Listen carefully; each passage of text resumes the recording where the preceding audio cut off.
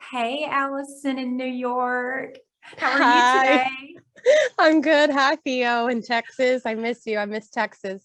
I know you were just here for my birthday a couple of weeks ago, and I want to tell everybody Allison Ferrier was the very first guest that I ever had on podcast ever. It was Smilecast at that time, and it was season 1, episode 1, and I had her as my guest.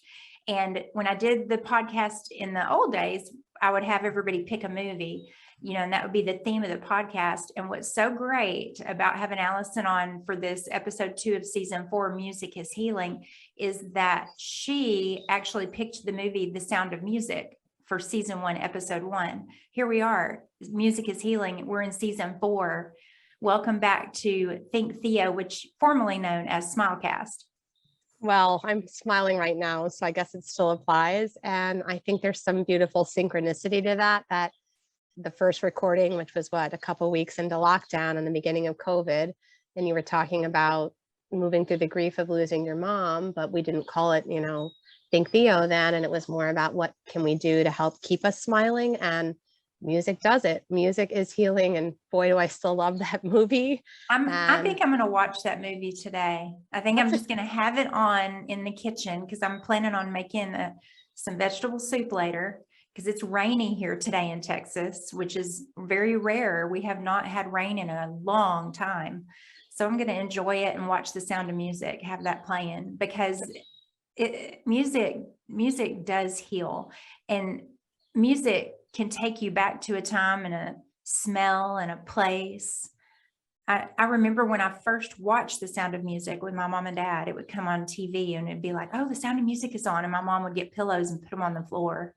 It brings you right back, doesn't it? It's just that it's a classic. It's definitely uplifting about making it through hardship and trauma. I mean, that was set in World War II, and escaping and fleeing. Yeah. It was just, agree. It sounds like a great rainy day plan, to make some vegetable soup, and which is also healing for anybody, going through a hard time, and on a rainy day, and a good movie sometimes is all the self-care you need. So that, and just even music on in the background, is self-care. So and I think it's a wonderful, great friend and a good friend to share it with, for sure. That makes it all the better. You have over the past, and I'm not going to get emotional, but you have over the past few years since my mom's accident become a true confidant friend. Like, you've become that. My dad used to say when he was preaching, he used to say, I have a lot of people that know me and I have a lot of friends, but I only have, enough for this hand that I could truly count on. And he would say that. And I remember just seeing his big hand up there at the pulpit, and I was little, and he said that all the time. He said, I only have this many I can really count on. And I think he was trying to explain that we have these friends on earth that we can really count on. And then he would do like this. He'd say, but then there's also one you can count on. And he'd point up to heaven. I love that. It's a beautiful visual reminder of what I think so many artists, poets, songwriters have resonated, the message of, you really need your tribe. You need the people you can count on. And that's often the 5 people you talk to and see the most and you share energy with. And you don't have to be next door or even in the same state, as we realized.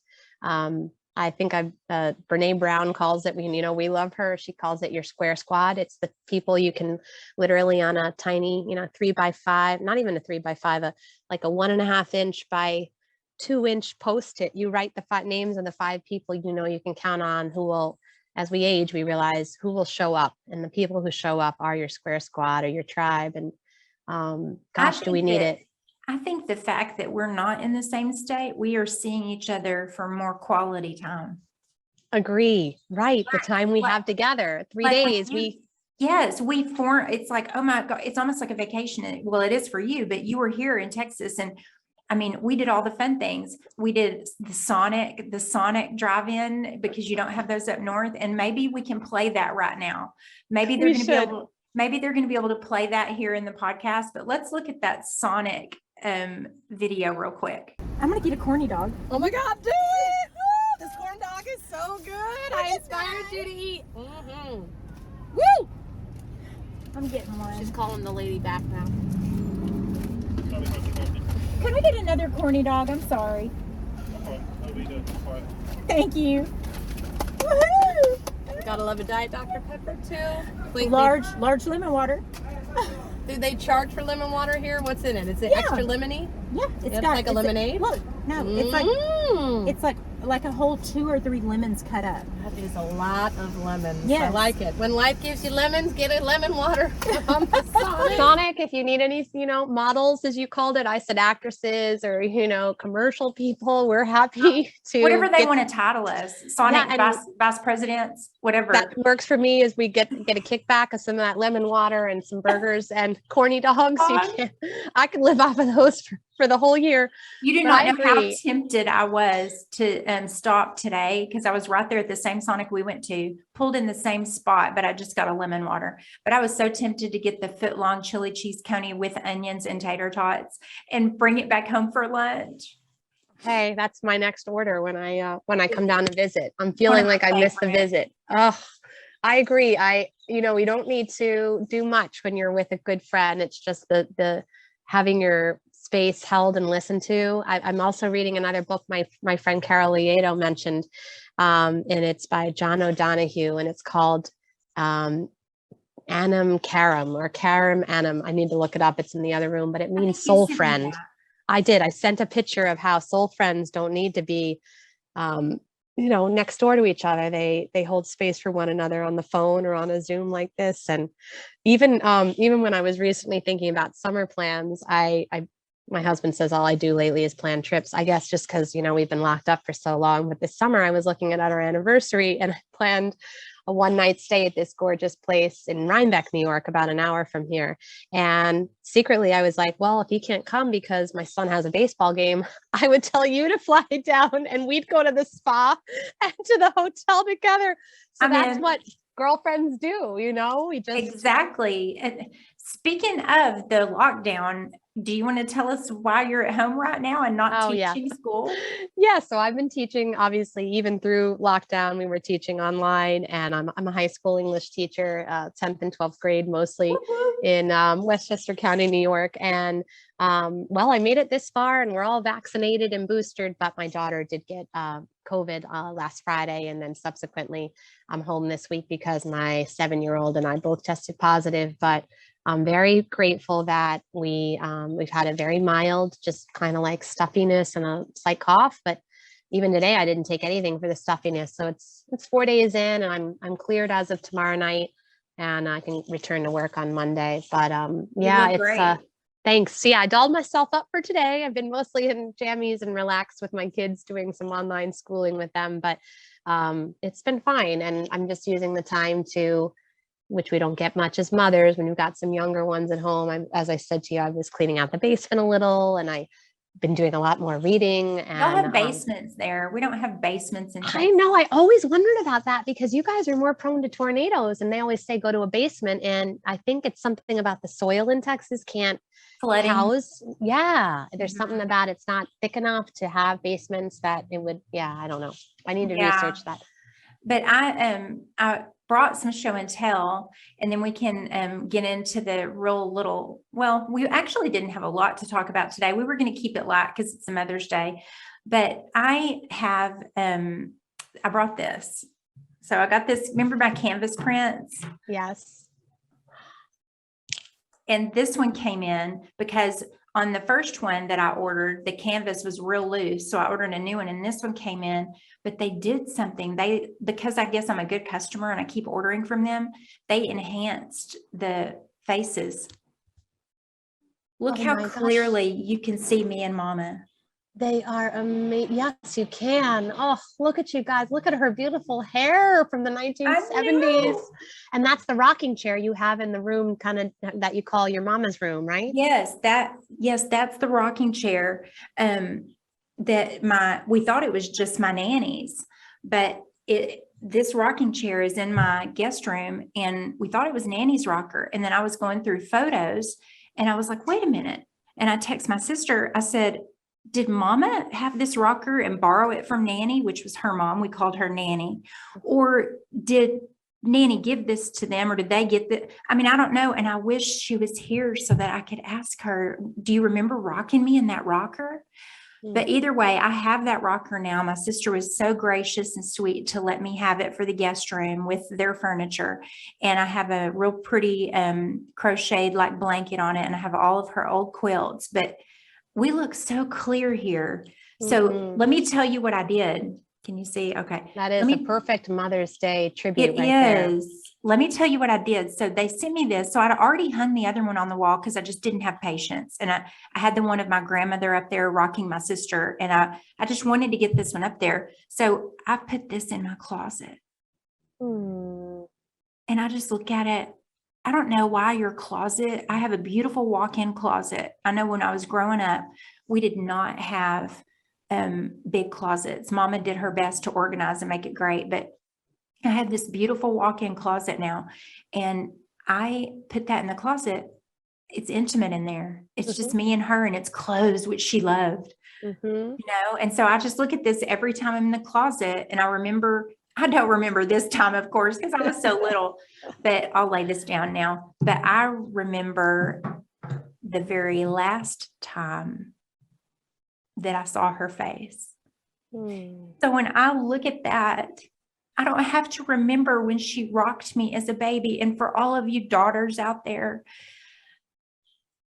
that still have your moms, please, please, just every time you hug them, or because we don't know, life is short for so many. I mean, they could get killed in, you know, a car accident. It doesn't matter that you think your mom's not old. You know, my mom was fit as a fiddle. She could have run a marathon, and hers was a tragic accident. But when I look at that photo of me as a baby with her, I don't have to remember the baby. I remember the last time she hugged me as an adult when I was pulling out of her driveway, and it was just me and her, and she hugged me. And I remember how she was so skinny and petite. I remember how her bones fell in the back. I do. And I don't know why I really paid attention to that hug, because I did not know that was our last hug. But I remember her for some reason. And I've talked to people that have lost loved ones, you know, that's what my podcast is. I talk to all these people up on my wall about losing somebody, and they say you get little gifts that you don't realize are gifts. You do not realize it until later. But I remember her after we hugged, I was just like, bye, Mama. You know, it's just a summer day. I was leaving. I was going to come back the next week. And she just grabbed my shoulders. And this is in the book, by the way. And she just looked right at me. And I said, I love you. And she goes, I love you, Elizabeth. And I think she just really was trying to just let me know how much she loved me. And, you know, happy Mother's Day. Well, Mother's Day is about feeling those emotions too. You know, and I'm so, Winona Judd said it best the other day, the tragic loss of Naomi, their mom. And when she said that, I was like, I'm getting them on the podcast. You know, I've got to get them on the podcast, because when she said at the awards, you know, they got inducted into the Hall of Fame the next day, she said, I'm so broken. I'm just broken, but blessed. And then she said, I think she said something like, I know it's hard for you to understand. I'm broken and blessed. And I was like talking out loud. I go, it is not hard for me to understand.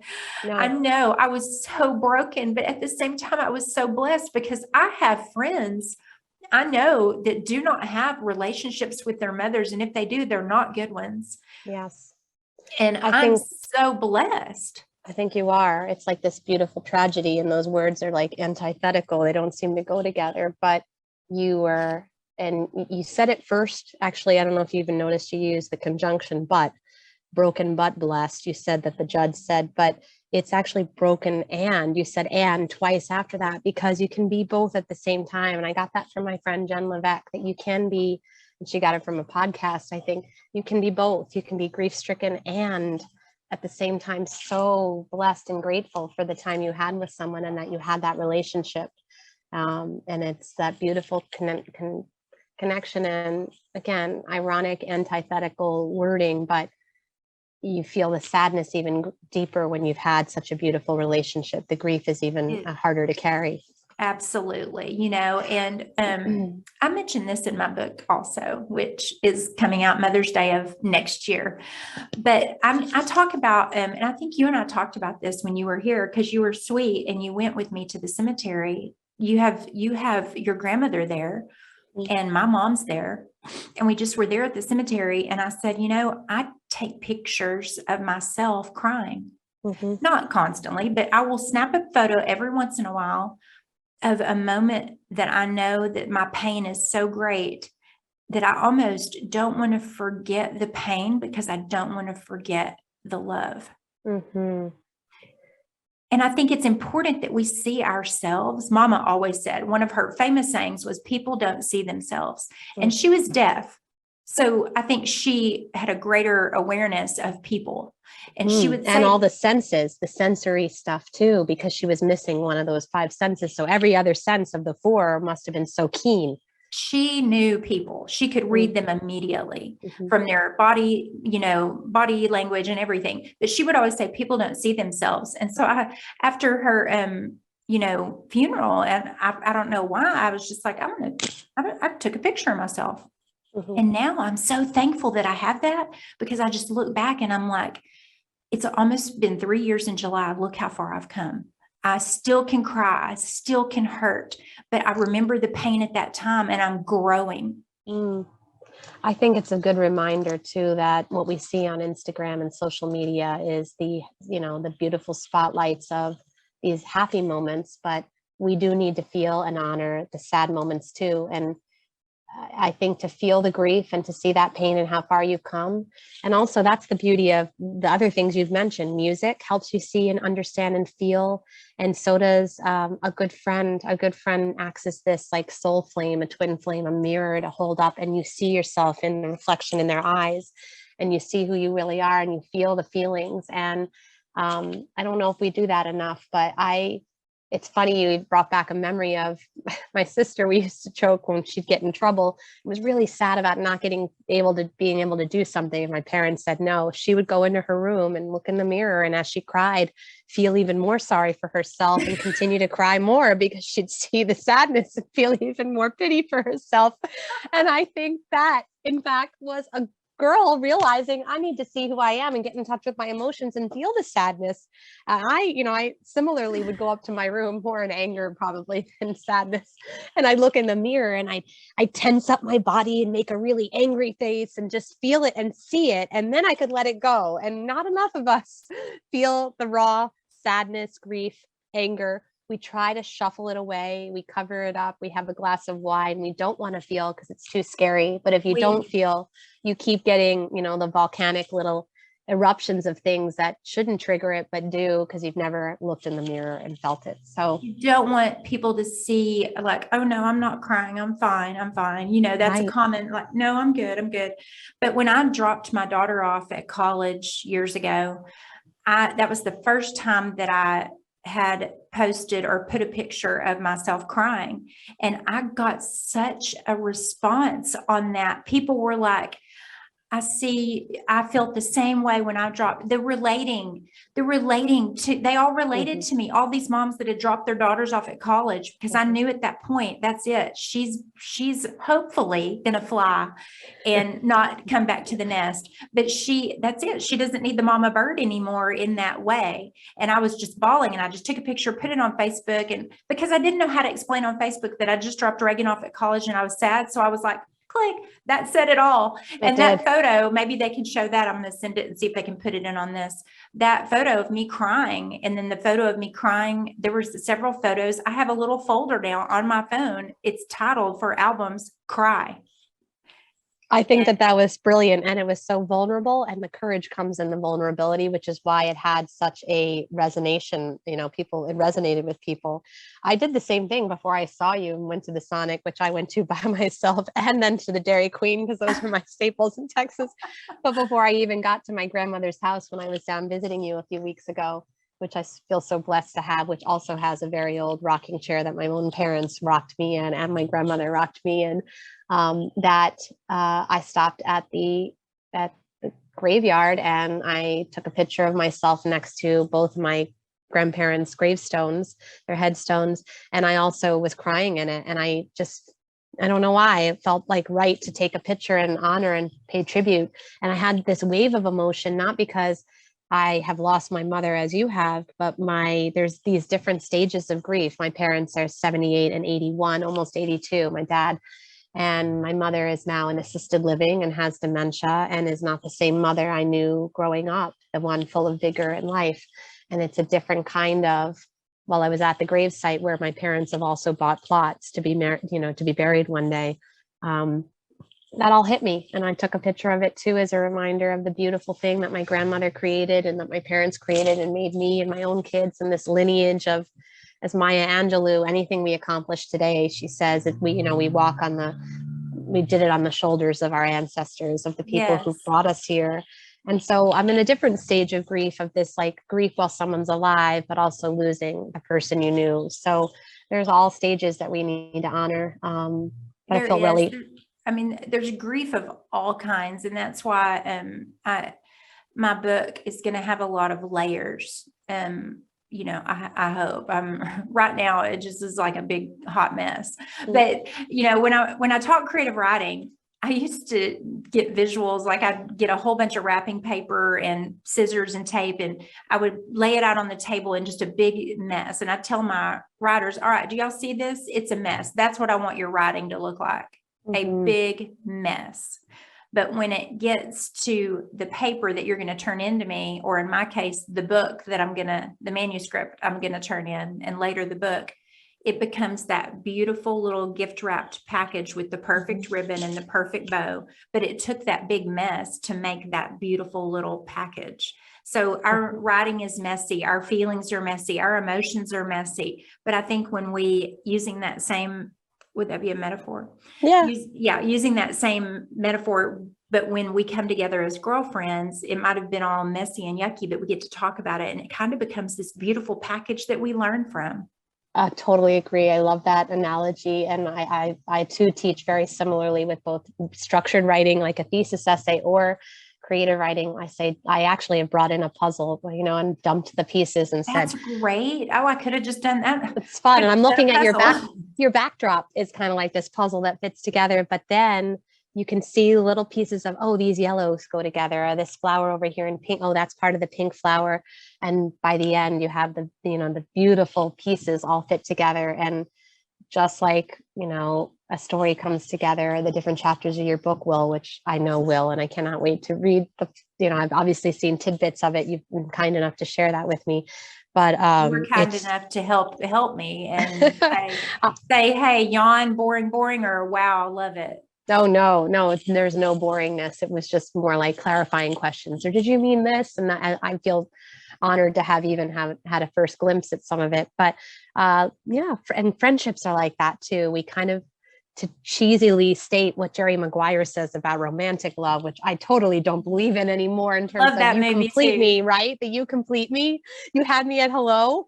But we don't need, here is the beautiful thing about being in your 40s as a woman and coming into this motherdom and this sisterhood and this soul friend thing that we just talked about. You don't need someone else to complete you. You are complete the way you were born. We just have to remember that, and we lose it somewhere around, I don't know, I see it with my daughter now, 4th or 5th grade, where you become more self-conscious and you give up parts of yourself. But I think as women, boy, do we kind of come back and bring that together and see how I don't need you, Elizabeth or Theo, to complete me, but I love that I see my reflection in you, and you help me be more complete by showing my emotion and holding space and just giving me a hug or holding my hand while I cry without excusing it away or saying everything's going to be fine, because in the moment it's not, and you need to feel that. So I think that's what good girlfriends do and what good moms hopefully do. And I'm I heard a also reading counselor. Go ahead. go ahead. I heard a not counselor. I heard a lady, I don't remember her name, but Reagan, my daughter, had sent it to me, and I thought, wow, that is so good.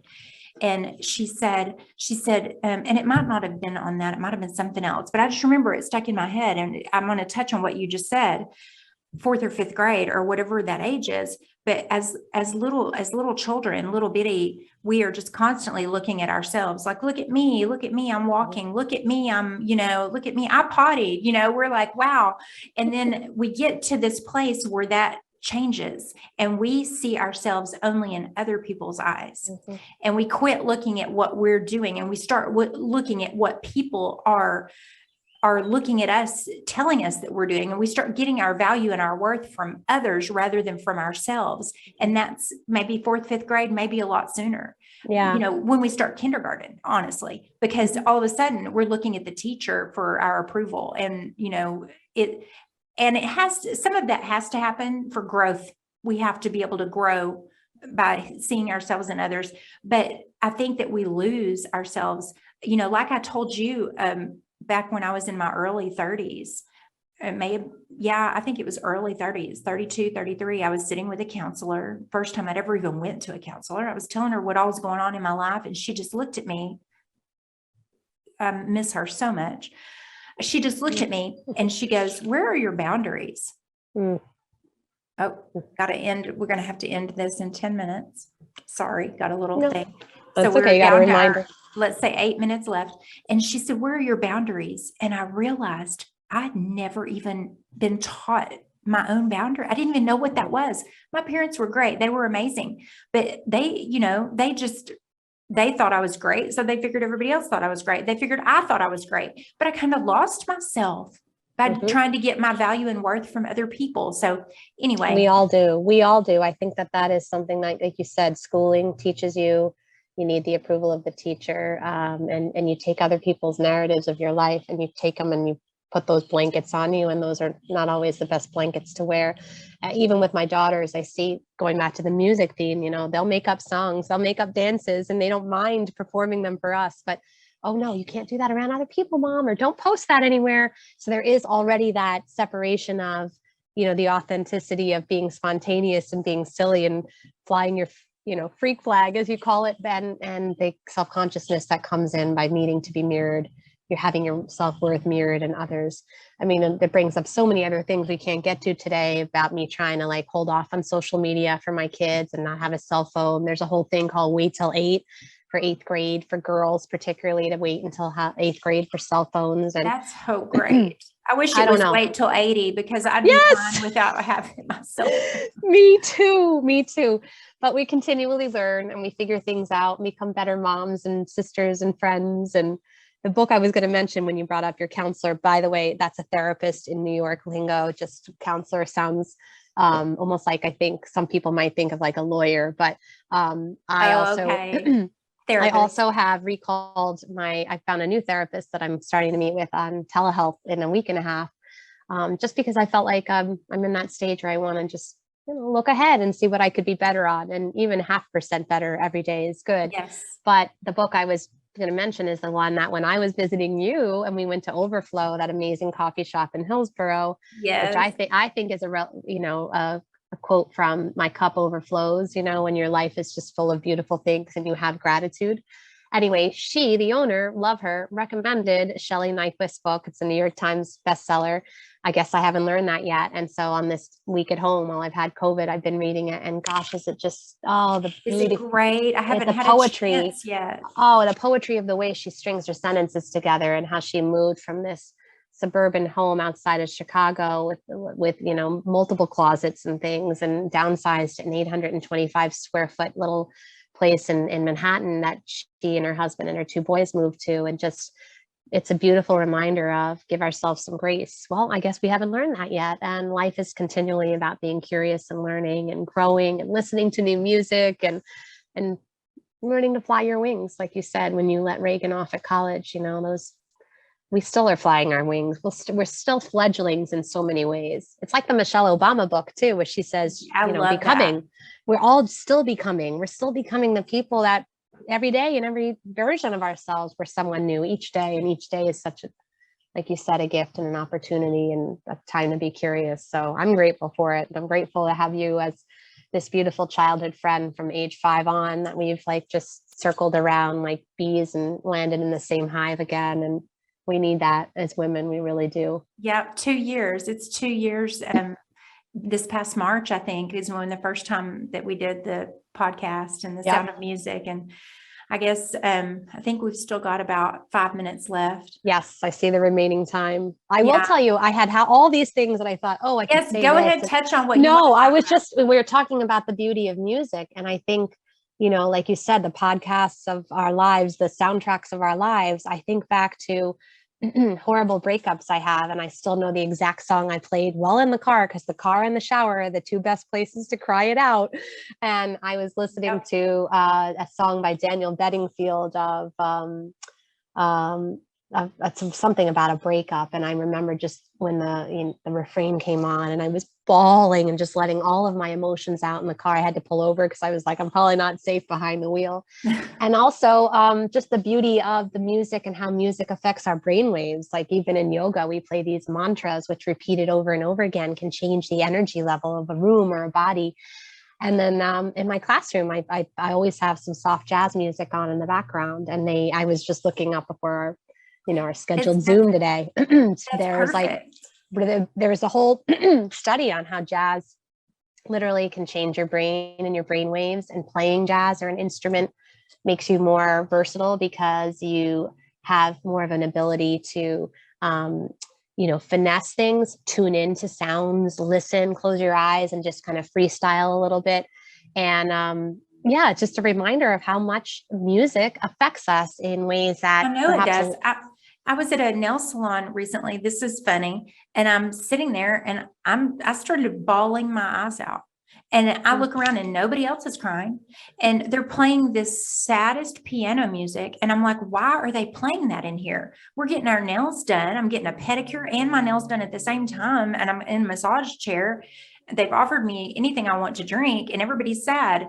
And I was crying because they're playing that sad piano music. And I was remembering every sad thing of my life. I was remembering my sister. And when we were little, I was remembering my mom and dad. I was playing those little movie trailers in my head. Yes. And I was like bawling. And the man goes, "Are you okay?" And I go, no, but I'll be okay. I didn't want to ask them to change the music, but honestly, they should. I get very sad on.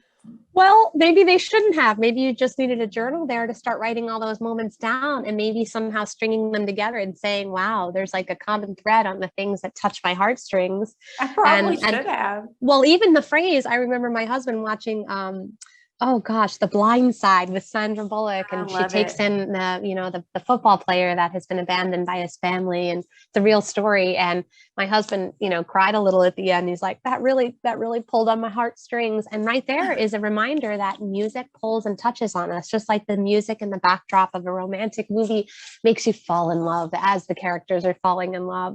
So it's something about the soundtrack of our lives. And music, this is one last thing. Maybe this is something great to end on. I asked my students this. I got this from Dr. Wayne Dyer, who's also one of my favorite nonfiction writers. I love his audio books too. And may he rest in peace. And he says, did you know that universe means one, verse, song? And so the universe, when you talk about people and connection, it's one song. It's one song. And so sounds and music and what comes out of our throat and our vocal cords, as your mother learned to speak without even being able to hear, it is something related to music and vibration. So there's something connecting in that. There's connectivity. It draws people together. That is beautiful. I don't have anything else to say. That is perfect. I'm happy to be in this. I want to get a sign that says that. Yes, one song. I had never thought of it that way. Oh my universe. gosh, that is. So we're all connected in some universal song or consciousness, and boy, Everything am I. is spiritual. I love It that is.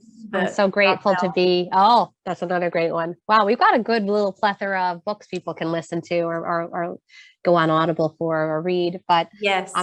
I'll just close by saying I'm so happy to be listening to the same song as you and to be on the same universal spectrum with you and this planet. And I'm grateful you're my soul friend. So Thank you, I Allison. love I'm you. grateful you're my soul friend and my sonic friend. And your son. There you go. Let's get a corny dog soon. I love you, and I love you too. Happy day in New York, and I hope y'all keep feeling better. Thank you so much, and back at you, and happy after Mother's Day, and happy Mother's Day. Yes, in advance or whenever this airs, if it's a few weeks behind, I hope everyone had a beautiful Mother's Day. Thank your mother.